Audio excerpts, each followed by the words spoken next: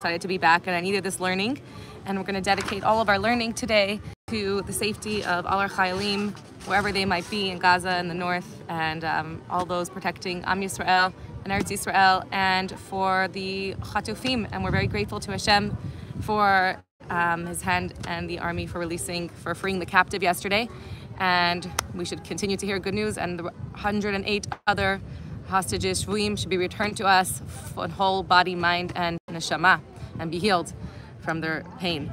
Okay, today is Parshat Re'eh. We are in Chumash Devarim. We are in Devarim, Vaschan, and Ekev Re'eh in the 4th episode of the final season of the Bible, season Devarim. And Re'eh, it continues to be Moshe reiterating the laws to the Bnei Am Yisrael. A brief summary of the Parsha. Much of the Parsha discusses, much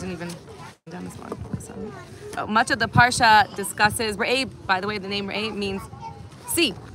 It means the word see. Moshe, what does Moshe tell the Bnei Israel? See, I place before you, that Hashem has said, Braha, a blessing and a curse. The blessing will come when you fulfill the Torah mitzvahs. The curse will come if you abandon the Torah mitzvahs. And then much of the Parsha discusses, which we will discuss today, the foods that we should or should not eat, what an animal, the signs an animal has to have in order for us to eat it, etc. We are today going to focus on the word Re'eh and what this teaches us about seeing true vision in our lives, seeing beyond the facade of the world. And we're also going to discuss the depth of the signs of the foods that we eat and what that practical relevance it has in our spiritual growth as individuals, what the fins and scales mean in our soul, what we can learn from them, what split hooves and chewing your cud means, and then maybe, hopefully if we have time, we'll definitely discuss eating meat and whether that's a positive or negative thing, whether ideally we should be eating meat or not be eating meat, and for how we learn from that, our role in combining and juggling the physical and spiritual world and reality that we live in. It's going to be very deep, and hopefully we'll learn a lot from it. Okay, so let's start with word Re'eh, because the Parsha means Re'eh. In Hebrew, it is Reish Aleph Hey, to see. What's unusual about this verse, and then I brought you in the sources, is Kiyar. Oh, did I bring you the word Re'eh? Re'eh nisaticha lifnechem et hachaim v'et hamavet. I didn't bring it before you? Was it? That's so weird. Okay. Re'eh nasati lifnechem, I place before you, nasati lifnechem, I place before you life and death, and you will choose, and you have the freedom to choose. Now, what's unusual about this verse is Re'eh is singular. It's in plural we would say Ra'item, Ra'item. In singular, let's say Re'eh, you have seen. And singular, Re'eh means I'm talking to one person. Ra'item means I'm talking to many people. What's unusual is that the next word switches from singular to plural. So we say Re'eh, see, individual. Nasati lifnechem, I've put before many of you in plural. Lifnechem, before you, is in plural, where in singular it would be Re'eh nasati lifanecha. So the verse can either be speaking to the individual, say Re'eh nasati lifanecha, I place before you, singular, or all plural form, Ra'item nasati lifnechem. I put it in front of you. So the question becomes on the switching in the verse from one word to the next, from singular to plural, and what we learn about that. And we learn something very deep, that the level of Re'eh, which means to see, is a very deep level in our relationship with Hashem. And there's many stages or levels of our relationship with Hashem. And I'll divide it into, there's obviously many different ways to divide this, but this is one way to understand the levels. The most basic level of someone having a relationship with Hashem would be someone who was maybe born into a family or community where everyone kept Torah mitzvos, and you do it because that's what you learned. There's no understanding, so there's no other way. I grew up like this. So it's very basic, it's Kabbalah's all. Now that's a very immature, not negative. It's how we all start off, right? As somebody who was born into a religious community, not someone who's a Baal Tshuva. That's why Baal Tshuva is higher than that level. So anyone who was born into a religious family or community will say, "Why am I religious? I don't know. That's how I grew up. That's what my school does. I don't know any other way. That's just what I do. Kabbalah's all. It just is." Hopefully, we mature from that and develop as we become thinking people, or someone who was a Baal Tshuva will become to develop an understanding, the next level of relationship with Hashem, where you start to think and ask questions and understand, why am I keeping Torah mitzvahs? I'm not just doing it because I grew up this way. Am I doing it? What's the meaning of this? What's the meaning behind the Torah mitzvahs? So that's the very deeper level of understanding a relationship with Hashem, and we're required to das Hashem Elokecha. We're required to grow and advance and graduate and mature from the relationship with Hashem that's just because I grew up this way, to a higher, deeper understanding of why Torah mitzvahs are so important, to ask the questions, to say, why should I relate with Hashem, who created the world, to discover and explore, and then fully come to the next level would be understanding why having Torah mitzvahs in my life enriches my life and brings so much value to my life, why my life without Torah mitzvahs would be devoid of meaning, understanding what Torah has to offer, the gift Hashem gave us, and being able to incorporate all that understanding and ask all those questions. And that's a much more deep connection, because it's not like, oh, I do it because my community does it. And then what would happen if you would only stay in that Kabbalah all relationship where I just grew up that way? Then when you'd move somewhere else and no one's doing it, you'd be like, oh, so now I'm not doing it because now I see other options. Whereas when you really truly understand from the Torah the reasons that we should be religious, how valuable it is, how much wealth, Re'eh Aticha, I'm placing before you, how much goodness you will actually get physically in your life and spiritually for your soul and for your life will be to be connected to Hashem and to keep the Torah mitzvahs. How every time you keep a mitzvah, you are connecting to God and to infinity, and you are living your potential as a neshama. You are growing your highest potential, how you're becoming the best divine image that you can be. Then I graduate, and now I understand why I should be connected to Hashem. So when I go somewhere where I'm challenged, I'm not going to say, oh, well, now there's a challenge, let me just pass on it. I'm much stronger. It's a much more deep connection. But then we learn that there's an even much higher and deeper level, where the level of Re'eh, of A.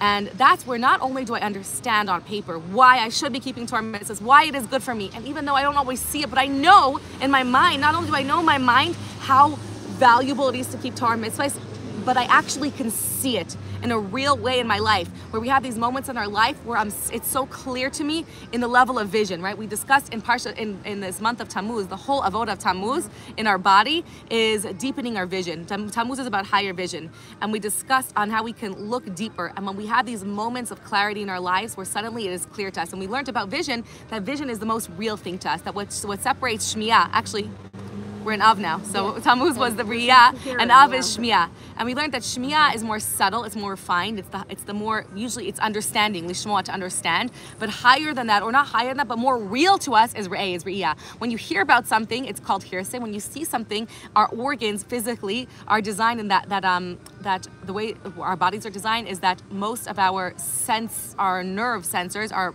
we have basically the percentage of nerve sensors are in our sight are astronomically more than our hearing, which is why for humans, for other animals, their smell or their hearing is more real to them because they have more sensors in those parts of their bodies. So when they smell something, they know it's there, but when they see it, they can question that.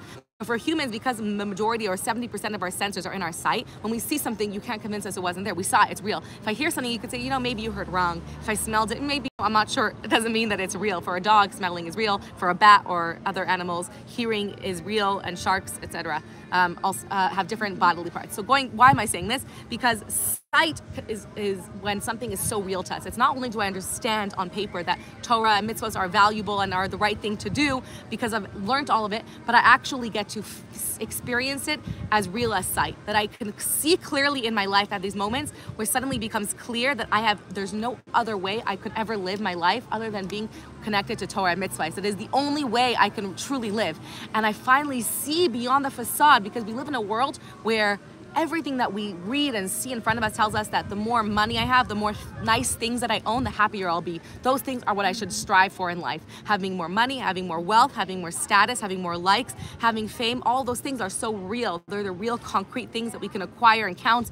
And when we can truly use our vision of Re'eh and see beyond that, which is truly a facade that Hashem put in front of us to give us free choice. And we know that when someone who has all those things at the end of the day and doesn't have true meaning and the source of meaning in their life, feels more empty probably than someone who's chasing those things, because finally they have it and they feel completely gutted and empty. Like, what is the meaning, of purpose of all of this? So when we can truly see beyond the facade and realize that all of those things that seem real in life, those things that I was chasing with my eyes, truly will not make me happy at all, and won't bring me true happiness. When I can see use my vision to look beyond that and to say what does have meaning, connecting to my neshama, being who I'm meant to be, doing the right thing, making the right decision, being connected to my family, having a meaningful relationship with those around me, being kind every single day. What I can do is doing more mitzvahs, doing more acts of kindness and love for other people. When I truly see that, I realize that my depth of connection is not just because I understand it on paper, which can be challenging because like I know, but it's struggle. I struggle because I know it's real,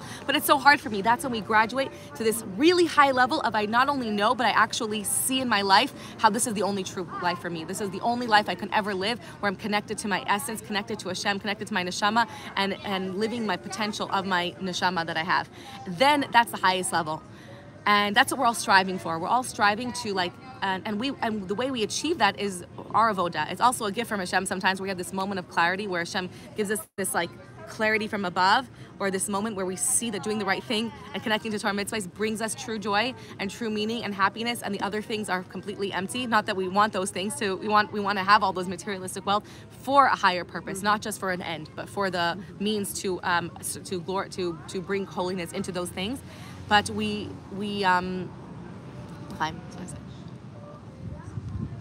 but it doesn't only have to be a gift from above. It's something we can train ourselves to do by attuning our vision, to ask ourselves to look beyond what we see at first value, to see beyond when something happens to us, to see the deeper meaning behind it, to look for the meaning behind it, and to really truly try and find ways we could see in our life how living a life of connection to Hashem, to ourselves, and to others around us brings us true joy and happiness so that we can fully see it. And while that is the goal for everyone, going back to the original question of why Re'eh is in singular, seeing is in singular, and then Lifnechem is in plural, and switches back to plural, we finally understand that while that is the goal for every one of us, to live where we can see Kedusha, see the godly purpose in everything, it's not necessarily attainable to everybody. It's not in the always, right? It's only attainable for a select few people who are really connecting to this deeper level of understanding. And because of that, it's not in plural, it's not re'item, because this is a level that only some of us can attain. And it takes a lot of work to attain. And then it switches back to plural because the rest applies to everyone else.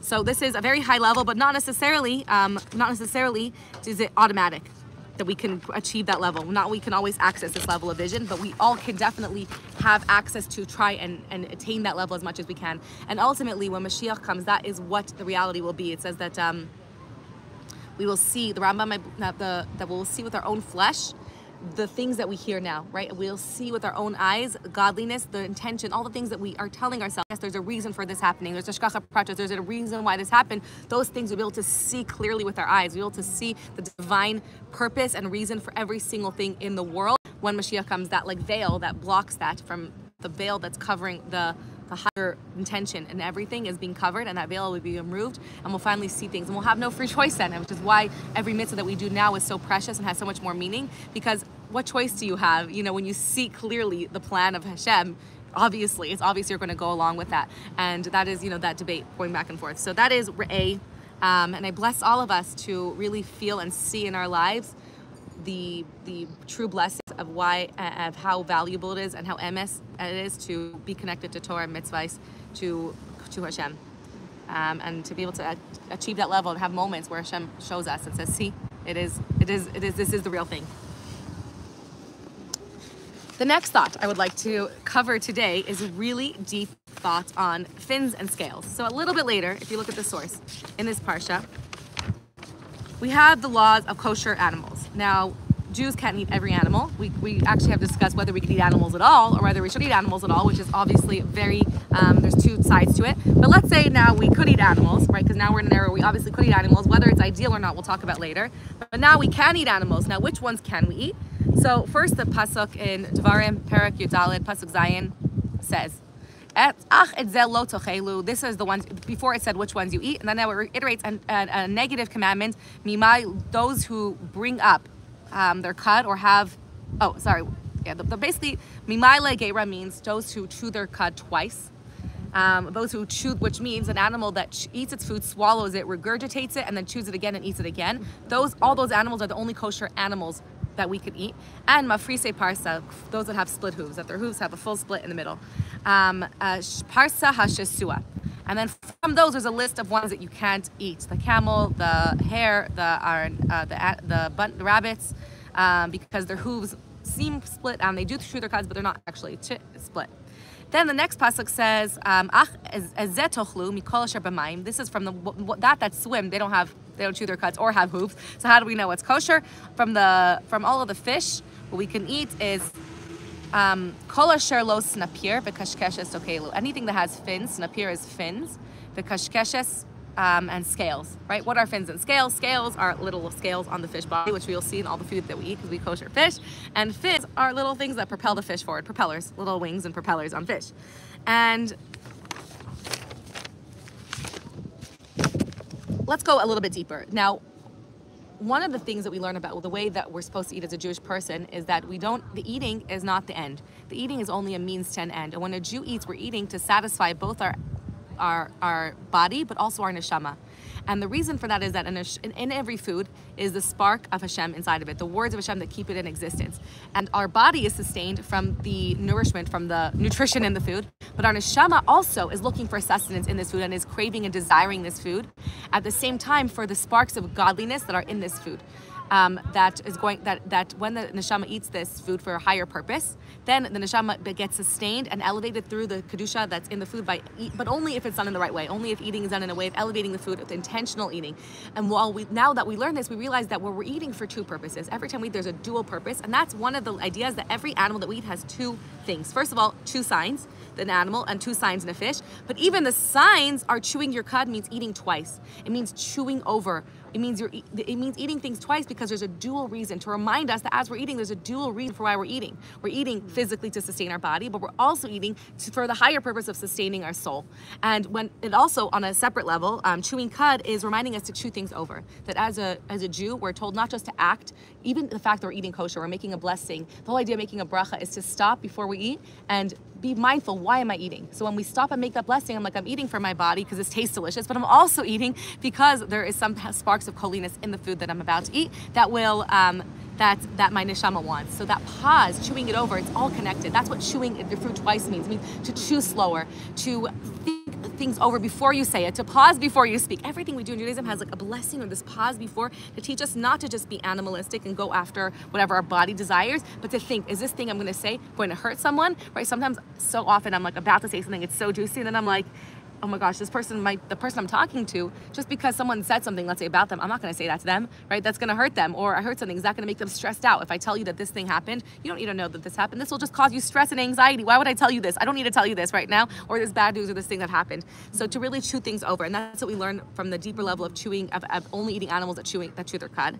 And split hooves is, again, that idea that there's like two steps in life, right? To really think and choose. There's like a split hooves, to realize that there's a good way and a negative way. There's an impact. There's a path I can take. I can choose to do this way, or I can choose to do that. To be more mindful, to realize that I have the choice. I have the free choice right now to choose and to think about what my actions will do, to make us more mindful. So all of these things are really to realize that we're supposed to be mindful, not just do whatever, be impulsive and do whatever we feel like doing in the moment, that truly we're in task to pause. And it's so beautiful because even from a young age, children are the most impulsive people. Your children they don't think before they do it. But the fact that Judaism incorporates this idea of a blessing before food, from a 1-year-old, a 2-year-old who learns to talk, they're already learning that we don't just eat right away, that we pause before. And it's such a valuable idea to incorporate in our lives, to really realize that, like, that is what I've mentioned from Viktor Frankl. He says that all of life happens in that pause between stimulus and response. If you've heard his idea, it's such one of the most amazing ideas, that we have this stimulus, something happens to us, and then we have this response, and it could be immediate. But if we have this pause between, all of our choices in life, all of our integrity and our humanity and morality happens in that choice. And it's beautiful. That's why it's so important to encourage all children to make a bracha out loud, to say it with them, to make brachas. You know what? Not everyone knows that this is such an important idea, because it's not just making a bracha. It's making a bracha. It's blessing Hashem. It's pausing to look at something higher, but it's really teaching our children that pause before we're about to devour something, to pause and thank Hashem. And so what I was going to say most people don't know is that you can say Hashem's name just even though you're not making food. Let's say your child is eating food and you're not eating, so you think, I can't say Hashem's name for the bracha, but for chinuch, you're allowed to say Hashem's name. So if you're taking the bracha with your child, you're allowed to say Hashem's name. It's not considered in vain. So we can practice brachas with our children and embody within them from such a young age that we pause and why are we doing this? We're eating this food because Hashem gave it to us and we want to thank and bless Hashem. It's such a valuable, then hopefully our children will incorporate it a little bit, and before they do something and smack their brother or sister, hopefully they'll pause and think, like, they can have more of that ability and we can train in them. Also kosher, we're like, we pause, we say, wait, is this kosher? I don't just, this looks yummy. Wait, is it kosher? Is it something good for me? What does it mean, is it kosher? It's much more beyond as to have its symbol or the right kashrut. It's, is this item of food actually something that will bring me, that is good for my neshama? Kosher foods, and going back to why we eat kosher, it's a chok at the end of the day, Hashem said, but there's so much. Hashem also tells us that what we eat becomes a part of our body, and the animals that we eat affect us. We embody those traits of those animals. So we only want to eat animals that are kind to their young. We don't eat animals that are cruel animals. We don't want to embody those traits. We want to incorporate the idea of chewing your cud. We want to incorporate that, and we're incorporating in ourselves when we eat animals that are kosher, or foods that are kosher, or foods, even fruits and vegetables in Israel have laws of kashrut as well. And it's much deeper than that. It's what kind of people we want to be, what kind of values we want to have, and what we want to bring into our body. The same way, we're hopefully careful with looking at the labels for chemicals and what we want to put in our body, even on a deeper level spiritually, what we want to bring into our neshama. So that's just a little bit about what kosher really means, just on one level. There's so many more depth and levels to this that maybe we'll get to. Now, when we get to fish, it gets really interesting. Okay, so fins and scales. The Gemara Anida in page 51b says something very fascinating. All fish that have scales also have fins, okay, and are thus kosher. However, there's fish that have fins and don't have scales and are thus unkosher. Now, the Gemara asks this really interesting question. If every fish that has fins also has scales, then the Torah could have just said only eat fish that have fins. Sorry, only scales. Sorry, that scales also have fins. I'm like, that didn't sound right. Then if we eat fish, because automatically if it has scales, it will also have fins. The Torah didn't need to tell us it has to have fins. Because if it has scales, it will automatically have fins. Why did the Torah give us this extra knowledge of fins? And it's a very fascinating question, because the Torah then says also, but if the Torah would have said fins, there's animals that have fins but don't have scales, that wouldn't have been enough. So to understand this, we really have to understand, and the Gemara answers that the Torah, I want to find the words of the Gemara, that the reason, one of the Tanaim answered that the reason that the Torah said this, even though it was obvious, it would have been obvious to us, or not necessary to say, because if it has scales, it has fins. The reason that the Torah says this is because L'gadla v'lefaira, for the greatness and the beauty of the Torah, to expand the Torah in the world. Now, what does this mean? So we want to understand what scales and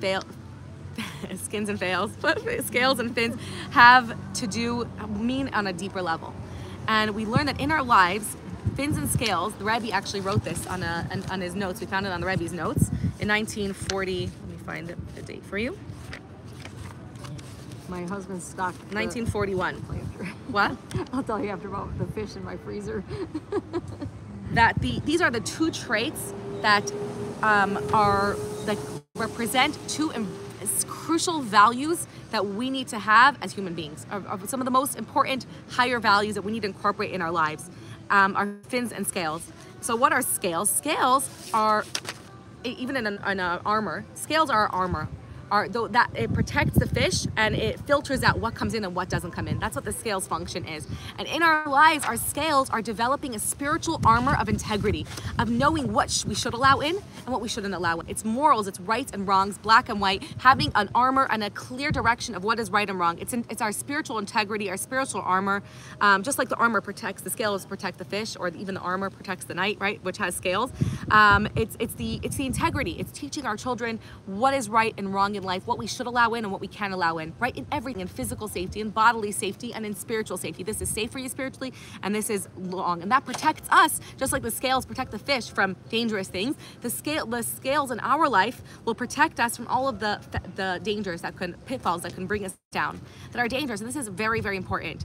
And then comes the fins. The fins are kind of the opposite, because the scales want to insulate us and tell us to guard ourselves and protect ourselves from the outside world, keep us in a bubble. But that's not enough, because if we were to only have scales and to protect our children, to say, be involved in Torah mitzvahs and nothing else, and cocoon yourselves in this armor and be protected, it would be like a fish that has scales, that has no fins. What would happen? It wouldn't be able to get anywhere. Yes, it's protected from everything, but it can't move. So what's its purpose? That would be like someone who only was given the value of Torah mitzvahs, and yes, they have it all down pat and they know what's right and wrong, but they're stuck in their little bubble. They never emerge into the world and spread that out to the world.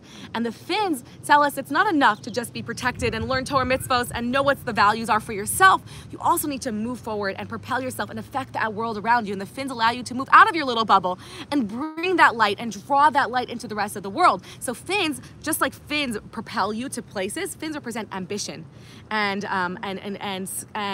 confidence and the ability to move forward and to grow in life and to be successful in life. And I think of it like the arrow of the masculine tendency that we have in all of us, the desire to grow and to affect the world and to give our kids the skills and to give ourselves the skills that we need to be ambitious and to know that we need to make an effect in the world and we want to make a difference in the world and make an effect, make a stamp in life and spread our wings and fly and move out to the world. Now, obviously, if we have fins without scales, if someone just has ambition and confidence, and we instill in our kids this power that you can do anything, but we forget to give them the guidelines of what is moral and immoral in life and what is right and wrong and what are the true values, then it could go to very dangerous places. Adolf Hitler, Yamach Shemo, Lahavdil, will add tremendous ambition and goals, and he had huge visions and goals and ambition, but with no morals, with such a skewed lack of black and white and fins and scales of protection of integrity. Look where that took him. So having that huge ambition and fin, some parents think like, I need to give my kids the confidence, which is true. I need to give them the ambition. I want them to succeed, which is all very important. But without the scales, it can lead to very dangerous places. So the balance of giving both of those is very important. And so much so that the scales, that having scales, if you give your child just the scales, right? If you give your child that integrity and the morals, then hopefully within that will be the fins already, because part of the Torah values and the morals is knowing that it's not enough to remain in your bubble and learn Torah all day and stay in kollel and stay and ignore the rest of the world around you and not affect and not interact with the entire world. Then hopefully part of the Torah values is very clear that we are a nation that's supposed to be a light for the rest of the world, which is clear from our entire history of who we are, from Avram Avinu, whose entire goal was not just to stay in his tent and say, oh, I know God, that's enough, but from the very first Jew to know that I'm here to spread and to interact with the entire world, to bring that knowledge of Hashem to everywhere that I can, to go out and make the whole world holy and not just remain in my bubble. So hopefully if you have scales, if you have the proper guidance of what the values of right and wrong are and the values of Torah, then you'll include within that fins. But the reason that the Torah then, L'Gaid L'Fira, reiterated that it's not that you should have scales, even though that you'll automatically have fins, but reiterated that you should also have fins to remind us the importance of L'Gaidla. That's what the Gemara says. That's that deeper understanding. What does it mean that by reiterating something that didn't need to be reiterated, we have the greatest the Torah spread? That even for the sake of the Torah being spread, L'Gaidla L'Fira, to being, we need to have fins. We need to incorporate with our children, not just protecting them and insulating them by giving them the values of what is right and wrong, but also giving them that knowledge of fins, of giving them that confidence to know that they have a unique mission to light up the world in a way that no one else can, that there is a mission in life for them and the world needs their qualities, that the world needs them, so empower them, that there is their light that no one else can replicate, that you have something unique that only you can give to the world, that no one else can do the way that you can do it, and to empower our children. Now, obviously, all this goes not just for our children, but also for ourselves, right? To know for ourselves that we want to empower ourselves, to know that we have to develop those fins, those wings that will bring us out, to know that the world needs our light and that there's sparks in this world and people in this world and areas that only we can light up, and that we have something, even if we feel and we look around and feel that everyone else is doing it better than I can. That's not true, because Hashem wouldn't have put you here and woken you up today if there was something that someone else can do inside of you. There is a unique thing, there is a unique mission that only you can do, that no one else can do. There are sparks that are connected to your neshama that you need to elevate, and there's a way that's beauty in your soul, and there's a way that something that you could do, and only the way that you do it, and no one else can replicate. And when we empower our children in that way, with that balance, with that duality, that first comes the scales, obviously, because you don't want them, you want them to first know what kind of things you want to God forbid, empower an evil person to affect the world in a negative way. You want to first know what is the mission, what is the values, what are we trying to spread to the world. Worlds we want, a world of love and a world of kindness and a world of believing in a higher power, a world of emunah, and all the values that we want to instill in our children. And then and at the same time to empower them with the fins and the wings to spread that out and to spread their wings and fly. And that is such a beautiful idea to incorporate. And every time we eat fish now, it can be so much deeper. When you see the fins and the scales, or you see fish, you can incorporate this idea and remind yourself for us and our children, to nourish that part of ourselves and to solidify our integrity and our scales, our moral compass of what is right and wrong. And the way we do that is by learning the only way we do that, really the best way to do that, is by learning Torah, going to Shurim, listening to a shir, opening up any source of Torah and Chassidut, opening up the Tanya, opening up the Chumash, and hearing that reminds us of what is right and wrong, and then to incorporate our fins, to know and empower ourselves to say, how can I go out and inspire others? How can I make the world brighter with my light? So that is the fulfilling what we're here for, which is to bridge, to beat up those people that don't disengage from the world, but engage with it in a way to utilize all of that for Hashem. And that is literally why we're here on earth. I hope some of this made sense. Message me if you have any questions. Have a wonderful week. We should be able to, connect to our neshama, see things from a higher purpose, have a lot of meaning in our lives, and only bracha. Thank you. Thank you so much for joining. If you enjoyed this, share it with your friends. Leave a comment. I really enjoy knowing that you are listening, and see you next week.